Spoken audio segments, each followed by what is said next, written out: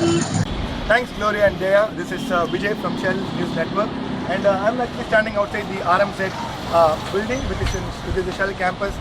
And if you can see, the traffic outside the Shell campus is pretty heavy.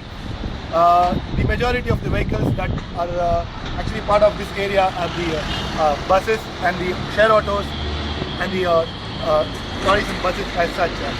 If you can see, the main peak of the traffic is between 8 a.m. to 10 a.m. in the morning when people report to their offices, and then it peaks again in the evening between 6 to 8 p.m. when people leave for their homes. Okay, let's ask a passerby about the traffic in this situation. Yeah? Hi, this is Vijay from Shell News Network, and I would like to interview you about the traffic in this area. Do you work in this building? Yes. Can you share with us? Hi everyone. The traffic in this area is messy most of the time. This main road connects many IT companies and bus and railway stations. During peak hours, there is a huge blockage of vehicles down this road. You can see so many clumsy incidents every now and then in peak hours. Always there is a small accident here and there. Traffic is not very well regulated, as not enough policemen are available to regulate the traffic. If you are a Shell employee, you have a royal treatment.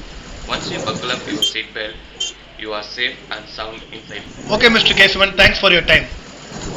Thank you. Bye. Thanks.